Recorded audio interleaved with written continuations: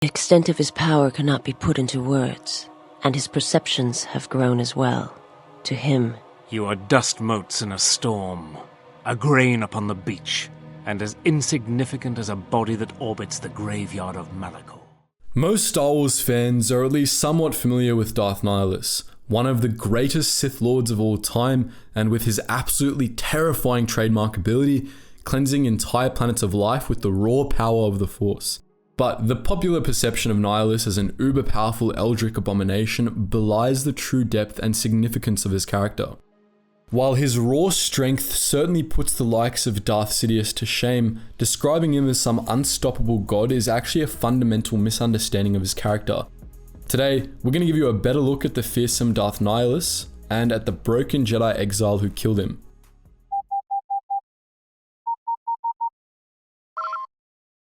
Attention, Sergeant on deck! Our story starts above a small, remote planet called Malachor 5. Long ago, Malachor 5 had been a remote colony of the original Sith Empire, home to the Traya's Academy. The Sith abandoned Malachor when their empire fell, but the Traya's Academy remained, and over the course of 1,000 years, its taint soaked into Malachor, turning it into a beacon of the dark side. Long after Malachor's abandonment, the planet was chosen by Revan to be the last battlefield of the Mandalorian Wars. Revan and his top generals, the Jedi Crusaders Malak and Mitra Surik, planned to lure Mandalore the Ultimate and his fleet into a trap above Malachor, where they would be able to crush the Mandalorians and end the war. Their plan was simple. Surik would lead a small Republic fleet into orbit above the planet to draw the Mandalorians out, and when the battle was underway, Revan and Malak would come in with a fleet of reinforcements, forcing the Mandalorians into a two-front battle. But when the time came to execute this plan, there was a small problem. Revan's fleet was delayed in another system by Mandalorian scouts, and Mitra Surik's fleet ended up having to do more fighting than it could handle. Revan did eventually show up, corner the Mandalorians, and kill Mandalore himself in single combat, but by that point, Surik's fleet had taken serious casualties, and the Mandalorians were dangerously close to overrunning them. With no other choice, she ordered the activation of a super weapon that Revan had put in place as a plan B, the Mass Shadow Generator, a device designed to generate enough artificial gravity to destroy the whole Mandalorian fleet. The Mass Shadow Generator didn't work quite as it was designed, however. The mass shadows it created were too strong, catching both Republic and Mandalorian ships in its area of effect. Worse, it affected Malachor 5, something the engineer hadn't foreseen. Malachor was violently ripped apart by the mass shadow generator and reformed around it, crushing thousands of warships into its fractured crust as it did so. Millions of beings died at once in excruciatingly painful ways, creating a wound in the Force. The effect was so devastating that Force sensitives felt the end of the Mandalorian Wars from across the galaxy. Mitra Surik, the Jedi General at the heart of it all, had to completely sever herself from the Force to survive, something for which she was exiled from the Jedi Order. All this turned Malachor 5 into a wound in the Force. Now, to understand Darth Nihilus, we need to understand wounds in the Force. When particularly terrible atrocities happened, like, say, the destruction of an entire planet, it actually hurt the Force itself, leaving a mark that Force sensitives could detect. When these wounds were inflicted, those attuned to the Force could easily hear the screams of the dead. This is how Obi-Wan sensed the destruction of Alderaan in A New Hope, for example. I felt a great disturbance in the Force, as if millions of voices suddenly cried out in terror and were suddenly silenced. I fear something terrible has happened. Normally, wounds in the Force essentially heal themselves, but this wasn't the case with Malachor. What had happened in the last battle of the Mandalorian Wars was so terrible that the wound in the Force was unable to heal on its own. To make matters worse, the power of the Traya's Academy, which had survived the mass shadow generator, amplified the effect of this wound. The screams of Malachor became an echo that spread across the stars. This echo worsened existing wounds in the Force across the galaxy, deepening the scars of war and subtly influencing living things, causing beasts to become vicious and sentience to grow cruel. Over the course of the next decade, as the Jedi Civil War and the Dark Wars left more and more wounds in the Force, the effects began to compound each other. These echoes became centered around Meetra Surik, the Jedi exile, which is why she had to give up her connection to the Force. But she wasn't the only one to meet with such a fate. It was from Malachor 5 that Darth Nihilus was born. Who he was before is unknown and unimportant, for through that terrible battle, he became a walking wound in the Force. He learned an ancient Sith art that allowed him to drain the life forces of others, consuming them to increase his power. But this sort of Force vampirism wasn't just some special ability. Nihilus was dependent on it. He had to feed, or else the hunger would consume him instead. This hunger and Nihilus's ability to feed came from Malachor.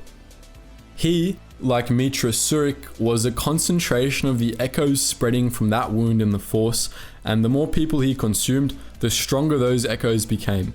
Over the course of the Jedi Civil War, between Revan's Sith Empire and the Republic, Darth Nihilus became more and more powerful, to the point where he was able to consume entire planets at once. His power was strengthened even further when he, along with Darth Sion, became an apprentice of the Sith Lord Darth Traya after the end of the Civil War. The Republic had won the war, but their victory, as in the Mandalorian Wars, had been a Pyrrhic one. The Jedi were on the verge of extinction, and as the tattered remnants of the Sith regrouped under this Sith triumvirate at the Traya Academy, they began to plot their revenge.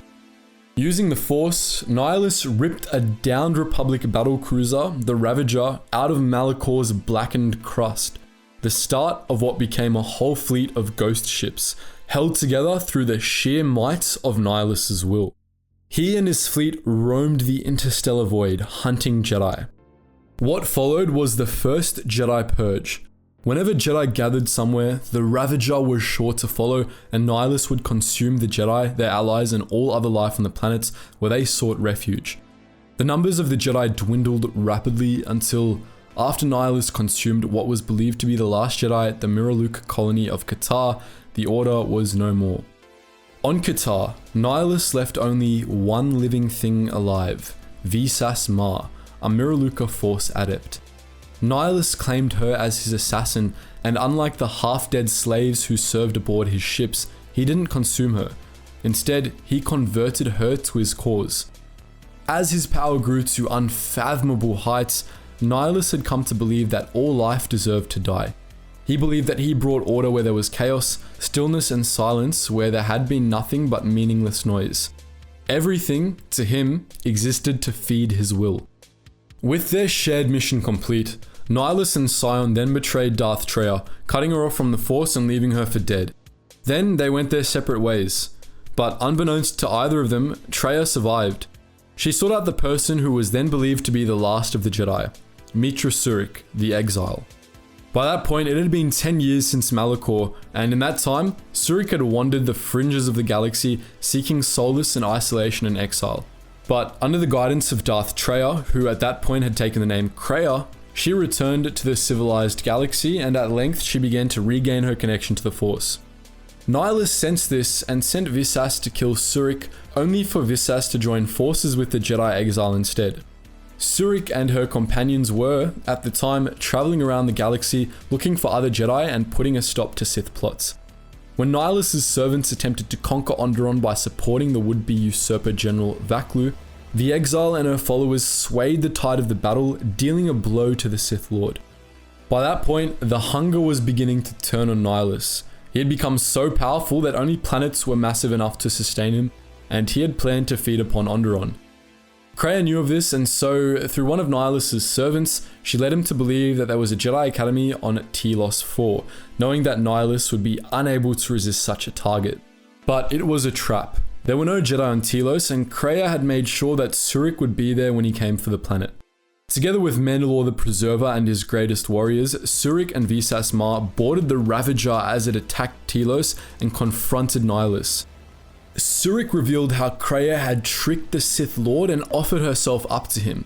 But when Nihilus attempted to feed on the Jedi Exile, he felt only the Force wound that she carried within her. Weakened, he was easily slain by Surik, who went on to destroy Malachor 5 and heal the wound in the Force for good. Those of you who haven't played Knights of the Old Republic 2, the game this entire story comes from, might be scratching your heads right about now. How, you might ask, could a Jedi exile who had only just started to use the Force again defeat someone as powerful as Darth Nihilus? The answer lies in one of KOTOR 2's most important themes. Greatest Jedi Knight strip away the Force, and what remains? They rely on it, depend on it more than they know. Central to the story of KOTOR 2 is the philosophy of Kreia, a deconstructive assessment of the Force. Darth Nihilus embodied a core element of this outlook, that strength drawn from the Force isn't strength at all, but rather dependency. In terms of raw power, Nihilus was unmatched. Not even Darth Sidious could consume worlds like that. But in the end, it didn't matter. The Jedi exile proved stronger because Nihilus relied on the Force, and Mitra Surik, alone among anyone in the galaxy, had learned to live without it.